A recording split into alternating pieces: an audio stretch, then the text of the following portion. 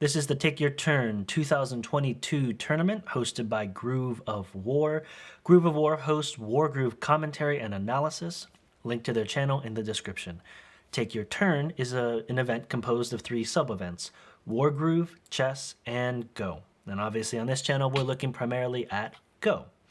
My name is Arn Foster. This commentary is aimed at newer players, players in the double-digit Q ranks. If you do spot any mistakes, things we miss, please leave them in the comments. Commentating with me today is Just Your Eventual Ruler. Hey, Ruler. Hello. Today, I think I actually had reviewed the game a little bit beforehand, and I think, just right off the bat, we could talk about just shape after the first few moves. So I think we should just hop right in.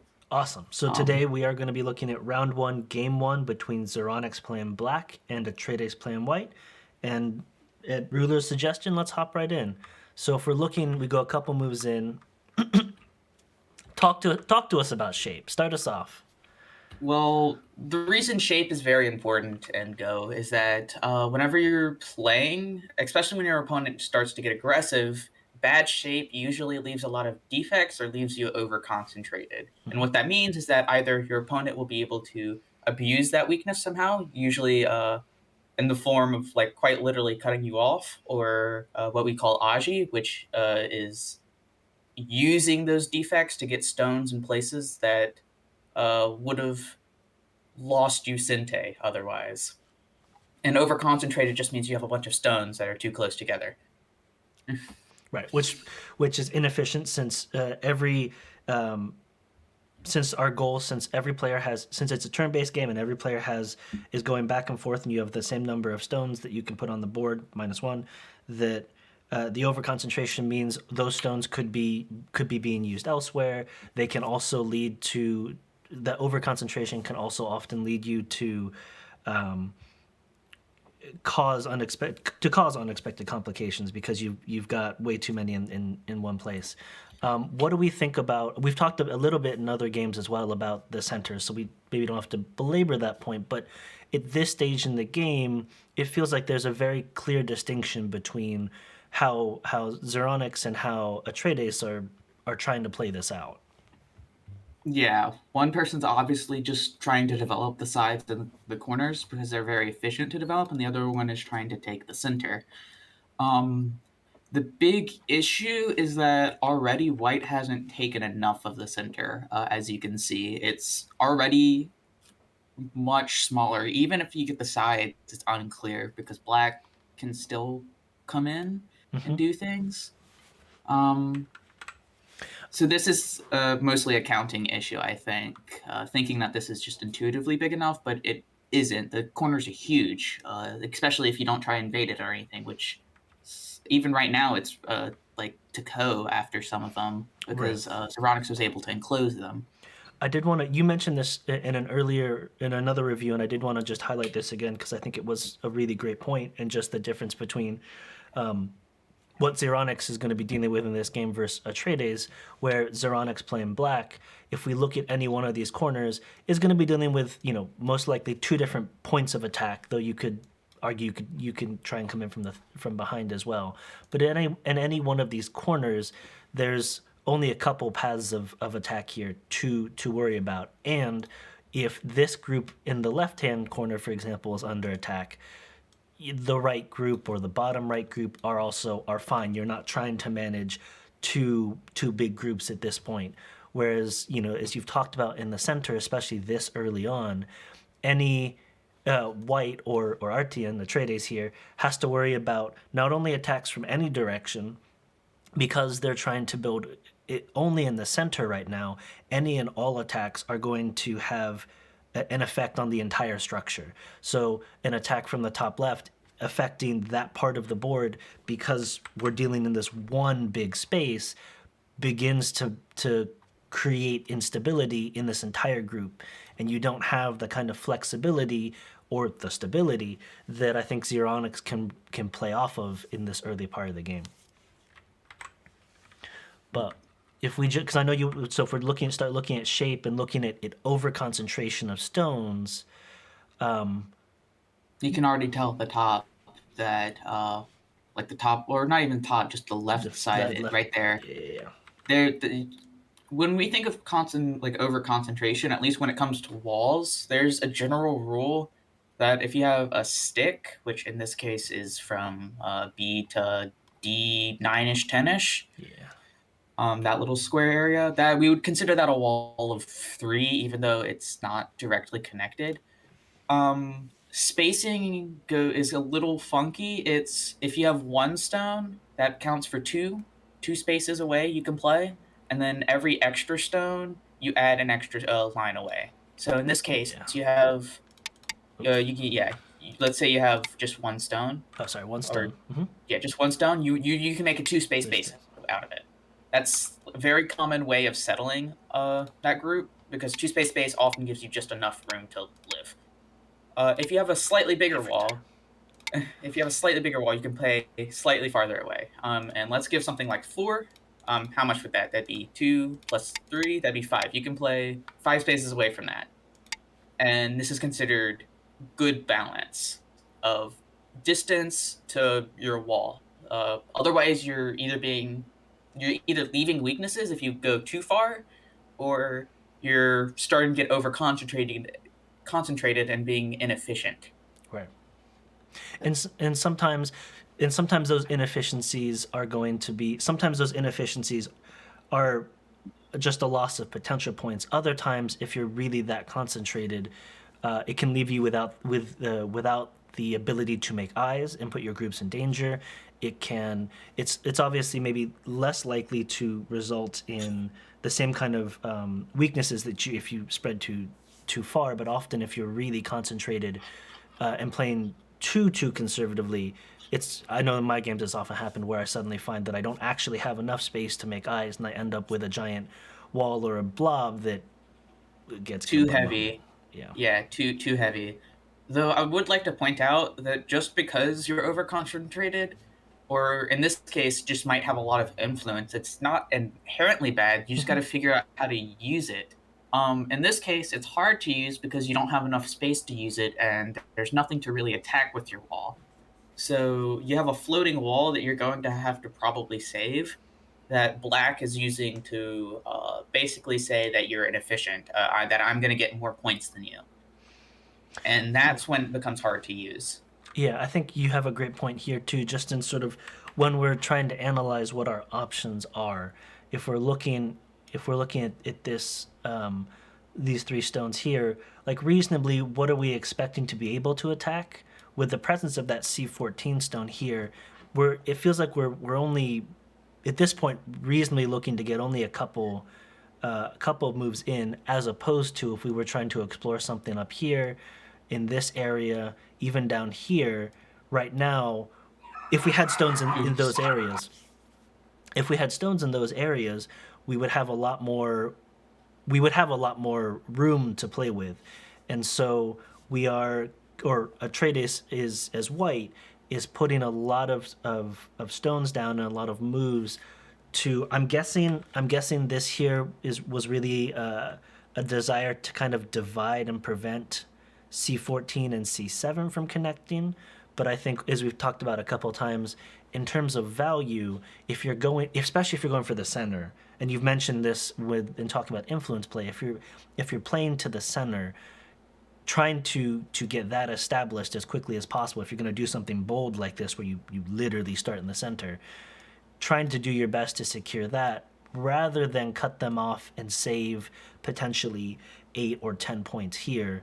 Really looking to these big areas on this side, I think might have been a stronger play in the moment, because you are leaving big weaknesses that are going to be potentially, or more likely to be, far more impactful in the amount of points you can secure, rather than the what you might get off the left hand side. And I don't know. I'm assuming Ruler's dogs are still barking, so we'll continue on just a little bit. But Ruler, obviously, when your dogs come down, feel free to join us. And even if they don't, dogs are wonderful. It's not a big deal. We can still hear you. Well, I can still hear you. If we move just a little bit forward, we can always jump back.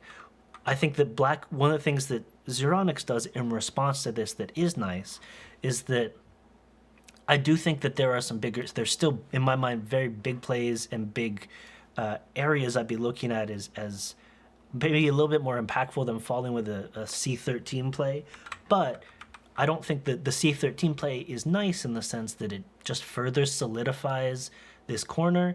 It gives you additional stability. You're looking to take the sides, and anything you can do to solidify those sides or your hold on those sides and those corners, and then build inwards is great. So I think that this is not it does a nice job for what it is. It also threatens to make sure that white really can't get any points here.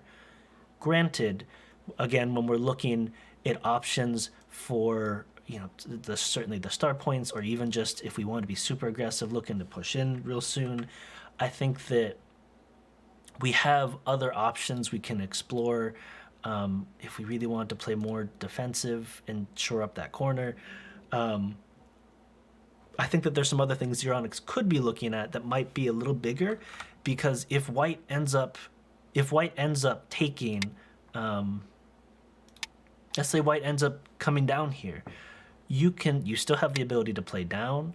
Even if you needed to cede a few points here, you're not losing that many potential points relative to what you might gain if you can go ahead and get yourself down quicker in these big spaces. You're also, especially if you were to play up here, you're really looking to put on a lot of pressure quickly and early on Atreides that I think works both to your advantage. Every move that Atreides has to spend, or white has to spend, in trying to prevent an incursion, because they only have this one mega territory they're attempting to build.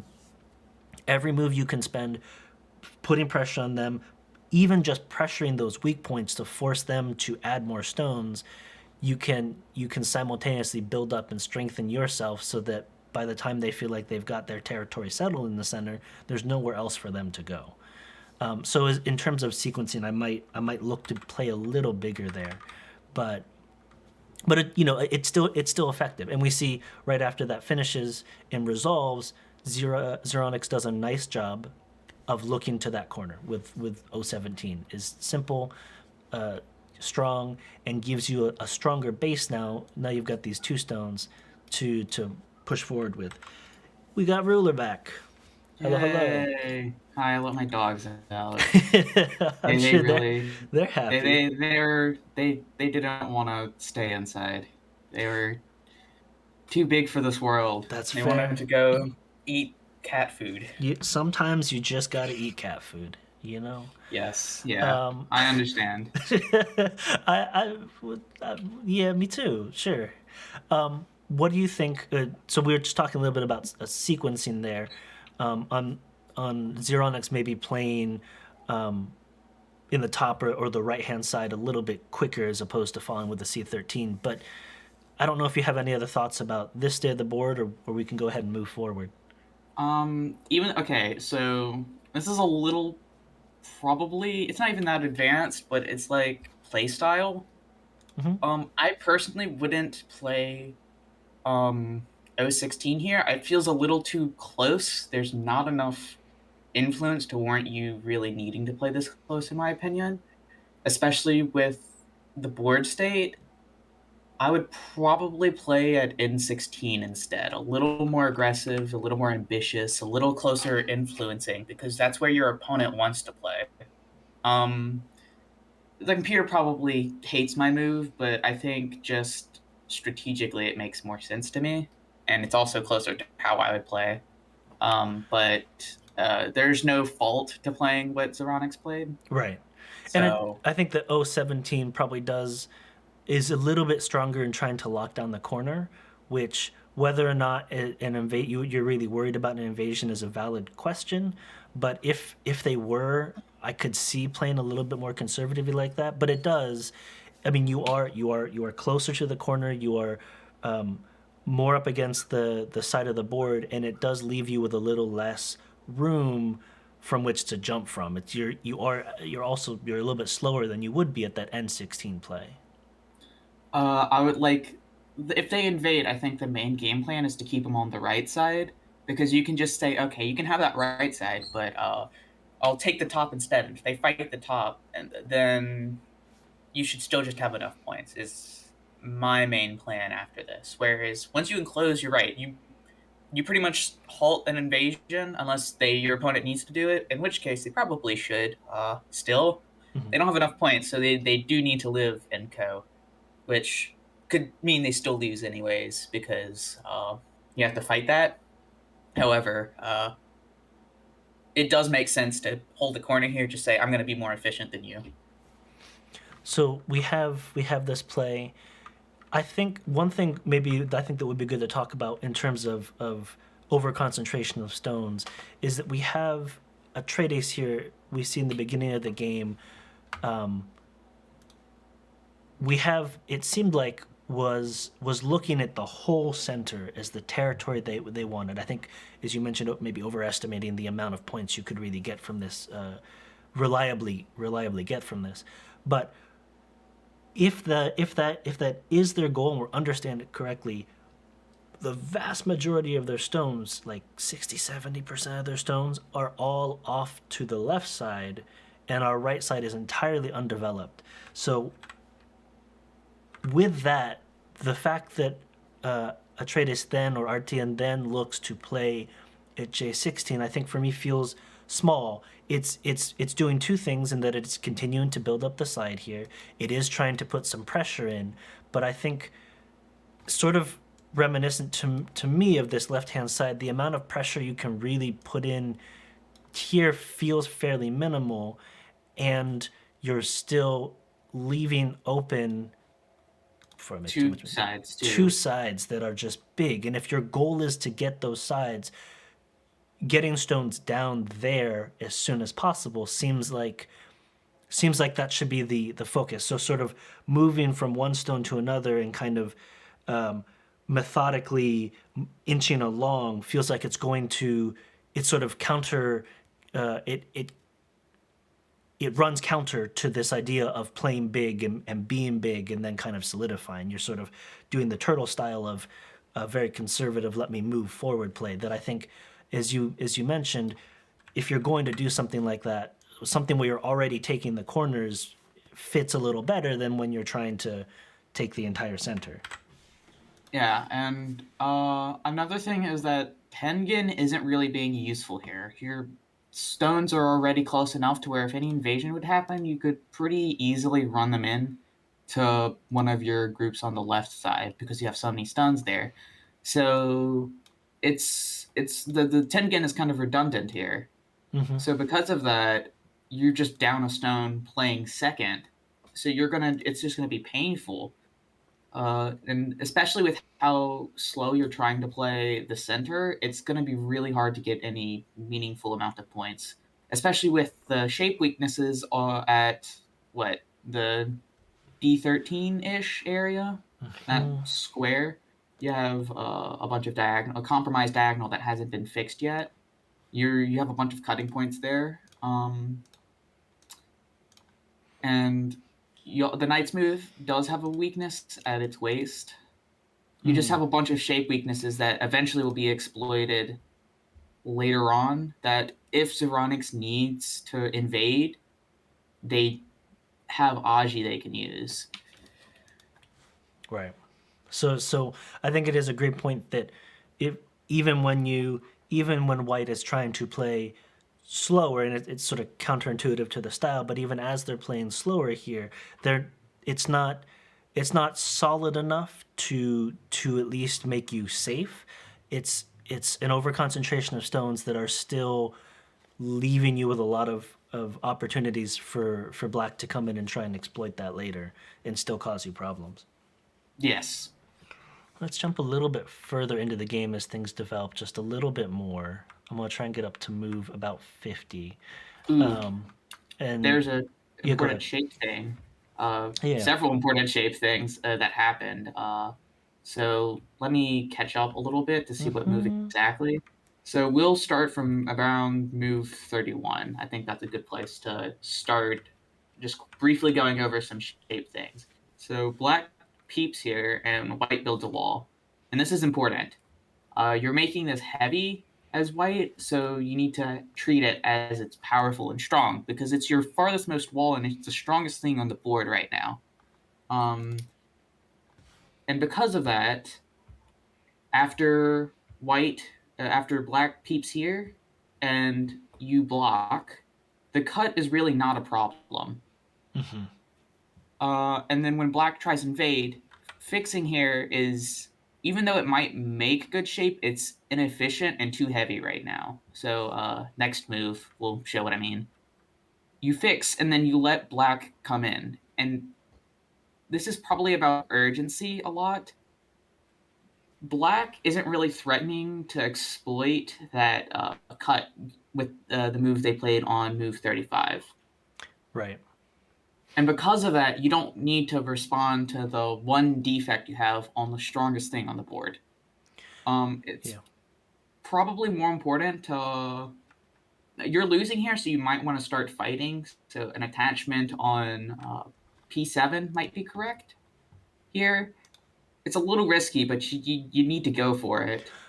Can I mention, just off of that, I think there's a really important sort of thought process to think about when we're looking and we're comparing options. So where white did play at M6, it does lock down a cutting point, remove a potential weakness here, but it also, so in that sense it strengthens it, but you have this stone invading and it's currently doing nothing at 07 here. Your defensive stone isn't really doing anything to stop that invasion. It's also not doing anything to further help secure the outlines of territory, to further solidify the influence. So if you have the strength and you are in a situation, as Ruler's talking about, I think that something like P7, you are going to fight, but in comparison to what it does, P7 is letting you try to attack that 07 Blackstone and try to punish black for trying to come in. It's also that P7 stone for white would also be trying to build and solidify the outer edge of your territory. You do have to read out whether or not you can invade, but at least in sort of the comparing the two and where I might put my mental effort to read through, that P7 stone is at least doing two separate things, whereas the M6, if I can get away with it, would only be doing one. So I'm looking at the move that is going to be able to get me more and trying to see if there's any way I can make that work. Yeah, it's just another one of those inefficiencies right now. And even if you did, it'd probably be better to Tiger's Mouth here rather than just keep solid. Specifically at M7, I think, is probably the better Tiger's Mouth. If you want to fix, this is the reason people play Tiger's Mouth, is that they're more stone efficient at the cost of having a defect in them, or several defects depending on how solid the shapes can be. Like a Tiger Mouth by itself, if it's facing a wall, can have several defects, but in this case it only has one, which is the peep. Right. And because of that, or technically the cut, but in this case you'd probably see a peep be used to exploit the cut. But like you said, that at least is trying to cover for the immediate weakness, and because it's a little bit further out, is helping to strengthen your 010 stone a little bit more. It is conceding or at least at the beginning of this, conceding the 07 stone and making it much easier for black to solidify, so it's not putting in that kind of pressure, but it is safer. So in comparing the two, whether or not you'd be interested in M7 or a P7, there are definitely reasons on either side. But I think that is a great example of, even if you wanted to play more defensive, trying to figure out what if there's a move that could be doing more than just covering a single weakness. Can do a lot, especially in the situation where you are behind. Yeah, one sec. I gotta let my dog. He's right outside. I'll be right back. So we'll move forward just a little bit, and then we can always come back once Ruler's back and the dogs are settled, cat food or not. So what we do see is Atreides or Artian here as white, trying to solidify the group, but because of the way in which this M6 stone was used to cover that weakness, there is still there's still a little bit of potential for black to kind of push forward. I think it's important to note, because sort of from the opposite side, there's a point I'll make in just a second. I think noting the presence of these stones is really important, and how much of a reduction it is, because we see black push in, and as we see black push in, there's a couple points here. I think that, and it's a good reduction. I think that the amount that was garnered here, the amount of points taken away, was relatively small. I think that it would have made more sense in sequencing before trying to push in, to really look at these bigger areas where there's more potential to get quick points, a heavy point reduction here, and save your Zeronix ends up doing, save this sort of push in for a little bit later, because it's still good, and I don't think it was.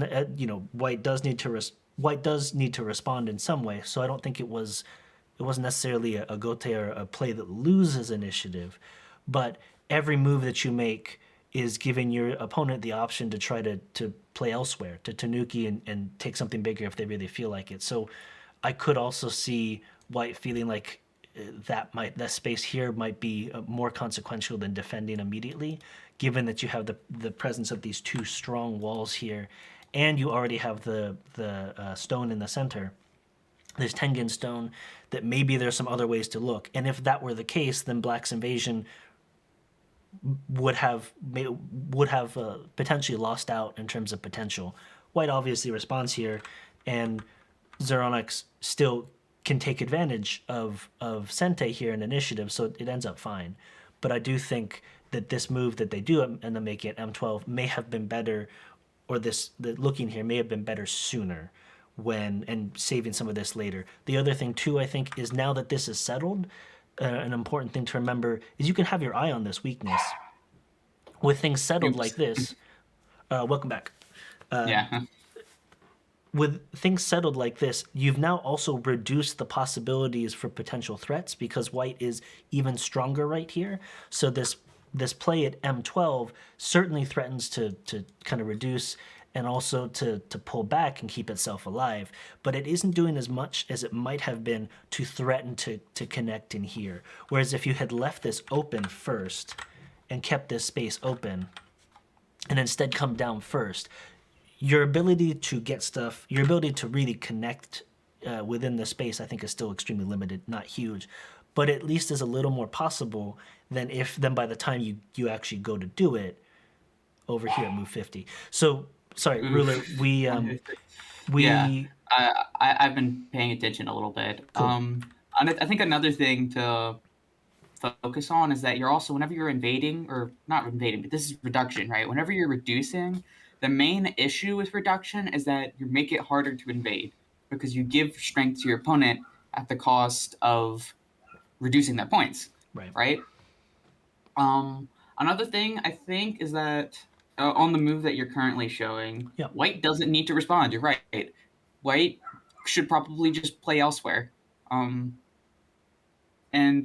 they should probably play somewhere, like you mentioned, near the top right, to try and get points, maybe. Try and solidify that area, because, yes, there's an invasion point in the middle of those two stones. Those two stones are too weak to really stop a point in the middle. But instead, I'm going to chastise the player for this. They made bad shape. They made an empty triangle. In fact, they made kind of like two empty triangles near afterwards. I think it's important to note that you should. This is a reading issue. This is kind of unnecessary from white to play this. White should just, if white wanted to defend, you can either directly block it, which does leave weaknesses, but they're hard to exploit immediately. They might be exploitable whenever an invasion comes in, because there are cuts that you can peep at, but the main thing is that even if you just tanuki, right? So let's go say that white plays something at like what, M15 looks pretty solid. Yeah. Black pushes in. Let's say black pushes in one, and then you can just net it. And then that's even though the stone has similar weaknesses, you don't have the invasion, so the Aji isn't nearly as bad. And black can't really. I mean, you can't really abuse this like you would like in a double hane, right? Where you could try to threaten to a double tari if your opponent walks away. Right, and I think Um, the really great thing is with the way white it on again specifically on this board state, there is a lot of stones that white has set up surrounding this weak group. So when you actually try to read out where black might be able to take this and what black might be able to do with the cut, it becomes, even without the presence of M15, it's difficult because white does have a lot of these stones in the surrounding area in place to act is this barrier and prevent black from being able to run away, prevent black from being able to easily ladder. yeah, and whenever you're different, so another thing to think about, at least shape wise, is when defending, bad shape only matters if it's inefficient or if your opponent can take advantage of it. And in this case, it's neither, because you allowed yourself to be inefficient in one spot in order to gain massive points on the other side because you're able to secure way more area. And that's what you should try to think about whenever you're playing defensively is the opponent's move worth more than me playing somewhere else Yeah. on the board?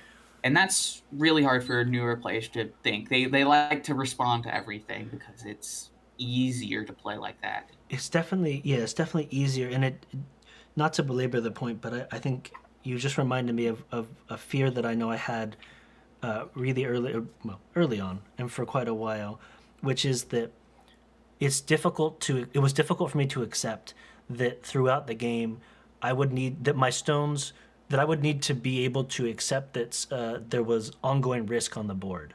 I know that especially as a newer player, I would want to resolve things so that I knew they were safe or it was settled and I could just not worry about it later on. But in doing that, I spent so much time in a smaller part, in like a local part of the board early in the game that I would lose out on the larger game.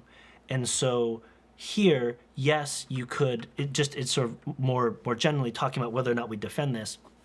Once we assess the risk, you are leaving risk. You aren't settling it and getting everything nice and all your ducks in a row, lined up in a row immediately. You are accepting that there is some potential here, but you think that potentially playing at M15 is going to net you more points, your opponent's going to need to respond. Lots of reasons to do this. But that most often as you get more comfortable in these games, you are going to be managing different weaknesses, different risks, and it's at least so far that I've seen, it's impossible to have a game in which against an equal opponent in which there is nothing under threat and no weaknesses that you ever have to worry about. So it's really about understanding how dire a weakness is and learning to work with that as a resource. You've got your weaknesses and that your opponent does too. But man, it was real hard to get my mind around. Like, I just wanted everything settled. I wanted everything safe before I did anything else when I was starting that. This also comes under This also comes under the point of like sacrificing stones. Like you can use your weakness to your advantage. A common thing to do is to, if your opponent has a bunch of defects, right, and it's all hinging on like a weak stone, you can extend the stone and then play out all of these weaknesses to get extra stones in the board that your opponent has to respond to. You're never going to, like, for example, in a corner situation, this happens a lot. Generally speaking, you're not going to get past the corner, but having these extra stones is often worth giving up the 2 stones for. And because of that, even though the situation's not resolved, you're able to get a lot out of the situation, at least later on, because of it. Right. If we move a little bit forward, we see, so Zeronix does sort of push in, and then we have this invasion here. I really want to talk, or really get your thoughts, I guess, on the N12 play, because I think it's understandable, but I think that it's important to talk about why this ends up hurting white here and what some alternatives are, because obviously white wants to do something about this and find some way to defend it, but the way it's playing out, I was hoping you could talk about. So there's two things you can do here. You can either, the two most natural looking moves are to cap it from top or to attach from top. Attach So from, would you like? attach from top is one, and then cap it from top. So M14. Yeah. Okay. Those are the two most natural moves. And I would actually probably argue with attaching on top because, but both are solid. I feel like if you attach on top, they'll want to respond. And then maybe eventually during the fight that breaks out, you'll get a move to play somewhere else on the board that's pretty big. But that's pretty optimistic. The other move is a bit better points-wise, but leaves some defects. Like right here, even though it's probably not a good idea, your opponent can push through the elephant jump, and you'll block diagonally from that. You'll cap it like that, but you leave a lot of weaknesses if you do this. So it's tough. It's tough, but can we, if we look for a minute at the formation of this with its weaknesses, or if we go a little more solid like you were talking about here, compared to what the move that Atreides and Artian as white did do, in those two moves you're talking about, you were trying to get on the outside of the black stone, push, ideally kind of prevent black from easily coming back towards the group here, and begin to strengthen up this open space area. You were giving your stones, you were putting stones in between there to give yourself this.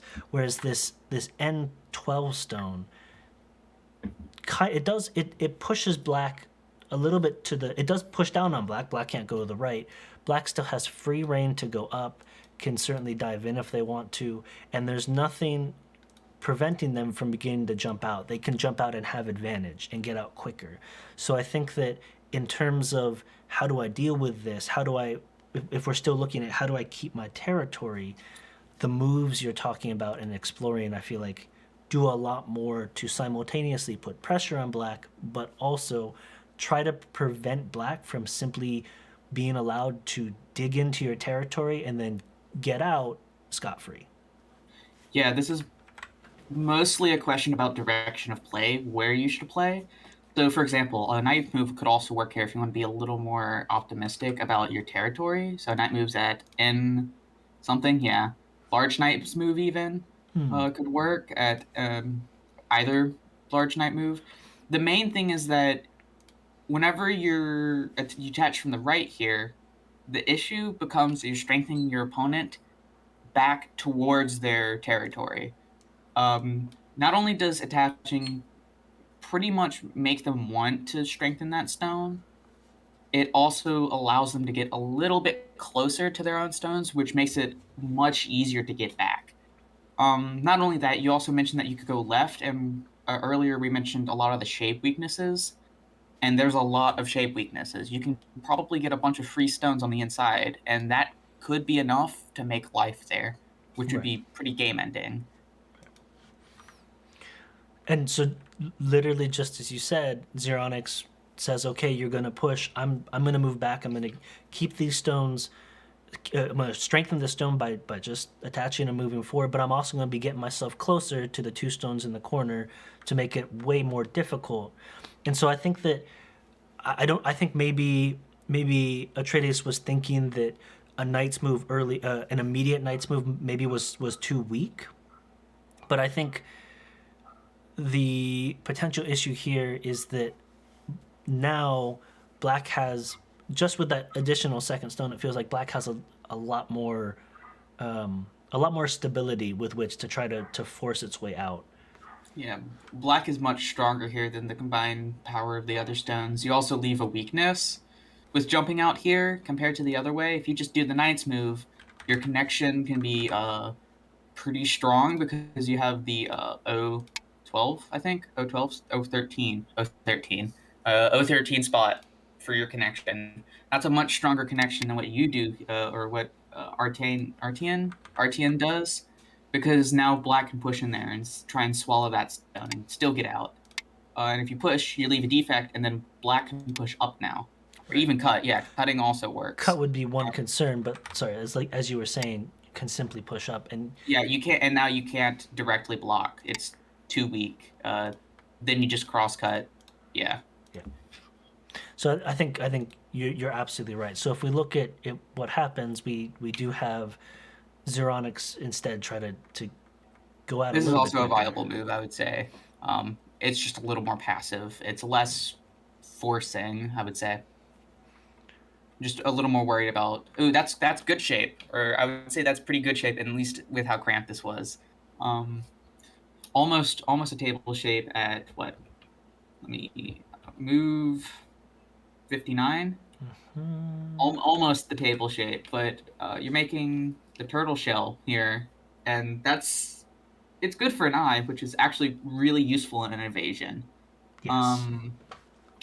This is good shape because you're threatening to make an eye and then push forward still, and then still run out and maybe even capture some stones. Because white's stones, if black can just make a line from from the 12th line, like all the way across somehow, those top stones are looking pretty weak, and it looks like they're gonna be pretty cramped for space. So they might be killable too, which could give black enough time to make an eye somewhere, especially since they're spaced downwards after pushing through that. It's going to be tough for white to deal with if black gets through like that. I did want to mention I like when if we're also looking at other possibilities, black could also jump down and that would be a reduction instead of going to the left, but compared to the amount of reduction the potential reduction that black could do, you're coming into a much smaller space. So I do like that Zeronix decides to head left, both as you've pointed out, to potentially try and exploit some of these weaknesses later, and also because there is a lot more space you can a lot more potential points you can try to take away from white by starting to the left and making sure that your opponent can't try and close it off. Yeah, you can even threaten to make a bunch of shape in there. There's enough space for that here, I would say. Just large jumps and then try to make shape from maybe just like a 2-space jump, for example, right off of this if your opponent just like ignores, right? Well, let's say they play A. They think A is more valuable to protect their weakness. You do a 2-space jump, and then you have a bunch of options to try and make some shape here. And even if it doesn't work, you can still fight your way back to the right, as well. Right. Like it's still not out of the question that you come back somehow. And because of that, that's why this invasion is just extremely scary for white. Yeah. So this is how, and so then the way that Atreides deals with it is holding. So I think they tried to connect. They wanted to try and save as much as they could, but I think in doing so, doesn't quite read the stability of it and thinks that maybe there's a weakness here that I'm not seeing. I think it might have been stronger instead if you wanted to try to cap on the outside, because your ability to really threaten this stone feels fairly limited. Right here is probably best, instead of to the extend, probably to cap it with the knight's move for away from the 2 stones. Just kind of make a diamond. This does actually help you because now that you're actually using your stone for Aji, either way that you push, if they don't respond to this, you will Atari the stone and then be able to cover up the invasion. So let's say they make the turtle shell. Even here, turtle shell would be at. I mean, in the turtle shell, let's just say they fix a cut or extend back to their group or something. Oh, okay. So you're thinking like, yeah, this would be a turtle shell. This wouldn't work. I'm a little crazy, but you could still cover this, and then their invasion's gone pretty much. right. This is probably the best outcome for black in this situation. They can still push you around a little more, so like they could fill in, threaten to push through the waist, yeah, and then push down, which seems like not the best outcome for black, but a reasonable one considering that they have the corners. Right. They don't really need to be doing too much. They just need to make sure white doesn't have enough. So even pushing here might be too much. Ruler, can I jump in and ask you? This isn't necessarily this on this side. So if we look, white is obviously able to go ahead and start to solidify this left side, which obviously the more territory you can lock down, the better. But there are some weaknesses for black. Do you feel like this is a decent trade for black? Do you feel like white has in this position that Atreides would have sufficiently secured this area, or is there still a lot that needs to be considered here? So I think with the last stone that was played at L10 was a bit overplay. Black can actually pretty freely get out with Kosumi at M17, M16, right? Mm-hmm. And because of that, I wouldn't say this is better than what happened in the game, but it's still not good for white. In fact, the invasion just living at all isn't good for white in his position. It's not ideal. Right. Because your choices for as white is to either kill the internal invasion and just hope you have enough points by the outset, like by the time you kill it, and even then that might not be enough to save you, Mm-hmm.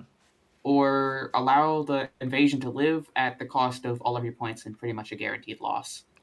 So basically, what ends up happening is that white has to muster up all of their strength and kill the internal group, and that's your best outcome. You just hope that the black doesn't survive. Mm-hmm. And the main issue with that is that, as we mentioned before, the left side still has a bunch of weaknesses. Black still has points on the bottom left, to start invading, and it's going to be tough. Not only that, your groups in the bottom right are starting to look weaker because black is able to start separating them. Right. So especially if they get a evasion near the bottom, moves at least from this position, like K9 could look dangerous.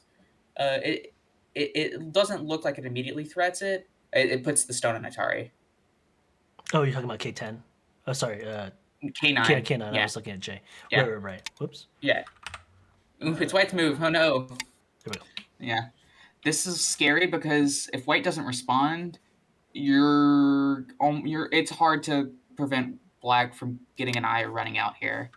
And if you do respond,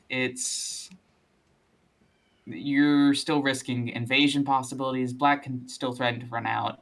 Mm-hmm. I'd say this is less clear for black than before, but which is also why I say your sixth move is overplay, because black could just get out for free and win. Play simple, Right. guys. Play simple. If you're winning, don't get too greedy. This is a case where you might have gone too greedy, but Right, because you still have enough weaknesses to exploit. Right. So just to sort of echo as we get ready to move on, I think you make the great point that right now black does only have one eye, and so if black continues to push and white notices that and thinks they can kill by trying to cut off here, white is increasing the chance. But before black can play there, if white plays there, then black has to live inside, which may be doable, but is a lot more complicated than if black had simply pulled back just a little bit after making this great invasion. And sure, maybe black doesn't get quite as much, but the fact that black lives, like you were saying, is in and of itself an enormous benefit. So in the game, though, we have this black invasion that does make its way into the left side before white begins looking towards the south. I'm gonna go ahead and move forward pretty quickly here. If you notice something that you want me to stop and you want to talk about, though, just let me know. Well, I mean, the next thing is, like, I can briefly mention, for white, this not only loses Sente, but is extremely slow. That's an endgame move. Yeah, that's a move you don't make right now. That's too slow. You have too many weaknesses. You need to be strengthening your bottom side or stopping the invasion up north. This is too slow. Capturing one stone is almost never worth it unless that stone is threatening something. Right. I think the big question is, are you under immediate threat with that stone living? You're not. You still have 4 liberties plus a lot of stones to back you up. If you take it, can you make anything happen? Black is obviously just gonna respond. And then what is it that you can do?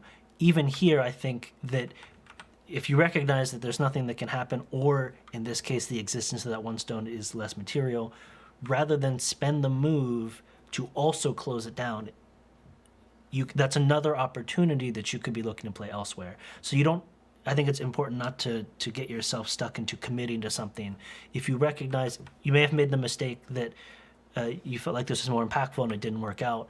If you recognize that and you can still safely move, immediately moving on as quickly as you can to somewhere else that is more impactful is still better than go ahead and filling in, because it does. Black can then do exactly what Ruler was talking about. Move out, make sure that group is alive, and put even more pressure on that top group.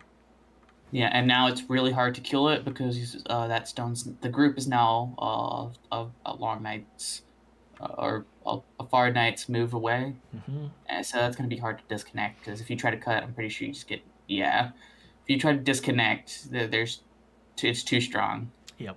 White isn't strong enough near it to really punish. Yeah, and black is just making shape on the inside. And now white is struggling to try and figure out how do you contain the damage from black. Yeah, it's this a challenge. Like even pushing down, I'd say, as black is really strong. Like whenever you're invading like this, you don't actually have to keep every stone. You just need to create enough weaknesses that you get some stones out of it. Yeah, and as you can see, look what black does. Black's starting to invade from the other side too. Yeah. There was one thing I wanted to mention here. So black comes in. The bamboo joint means that that white will be able to connect, so that no matter what. No matter what, as long as you're not worried about an issue of liberties, rather than try to push down on this forcefully. Instead, if you had like an H9 play here, you are cutting black off, protecting your H7 stone right below it, and still trying to secure whatever territory you can. So I think that a move like that, or even if you wanted to try, I think I was looking at some stuff of like pushing down first, but which I'm not sure works out. In this case, rather than directly push down or directly, because you sort of work against the point of the bamboo joint, which most of the times is that it allows you to create a secure connection. You don't have to answer first. A connection you can allow the opposite player to play into and create a force move, but it gives you some stability for a time and allows you to look elsewhere. So by playing here first, you're sort of undoing that. If this cut was going to be killer here and you needed to make that happen, that's obviously a different story, but you have more opportunities, from closing here to even if you just continue to press down, you're still utilizing the power of the bamboo joint and its usefulness. You're still pressing down on black, and you're reducing their liberties in a way that when you come from behind, you're encouraging black to try to play with the weakness around this J8 stone, and you're still allowing black to try to move up at the moment. And I think that creates a situation where I don't think black can actually. I think these two stones are dead regardless, but it creates, you're leaving more instability than I think is really necessary. Yeah, you can just build a stronger shape and be alive.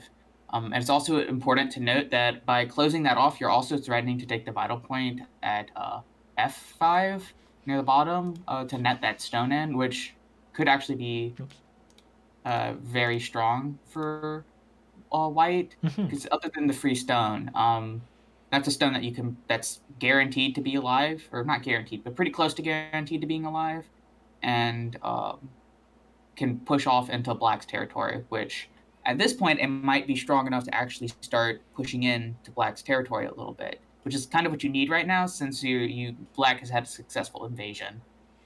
Right.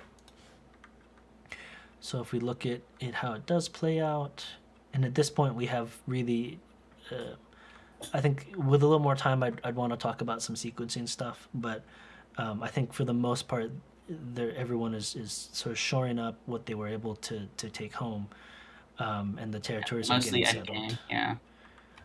And the result is that Zeronix wins by resignation here. So we don't go to points, I believe. I mean, I have the computer if we really want to know the for point a quick count. But it looks pretty miserable for white here, and it's because they picked a central position and weren't able to defend it because they didn't have a base to work off of at the start. They had to really work hard to defend everything, and because of that, they had to compromise a lot and weren't able to really develop quickly either. Because just as you can see, if you have 1 or 2 ways in, it's devastating for your points. You struggle to keep everything alive too. Not only that, it's also important to note that White still ended up having to give up a huge portion to keep stuff alive. Right. And it's no good. This is why it's much easier to, if you want to build big, you have a base to work off of, so that you like progressively know that this area is becoming more and more safe. So when I'm developing into risky territory, but if needs be, I can give that up, play somewhere else, and still be fine. Yes. I don't have to respond here to live. I think that's a really great point. Is there anything else that you want to mention about the game before we go ahead and wrap up? Empty triangles bad shape. Empty triangles definitely cause some problems here. Unless it's a power triangle, and then I don't know. It very rarely is an empty triangle good, but don't be dismayed. Sometimes they can be useful. Yeah, I tend to think. I guess I've sort of taken sort of off of that. Just my personal philosophy has been that there's less like inherent or moves that are always good or bad, but some that just have very niche uses, and you need to read out and have a specific reason you are going to use an empty triangle.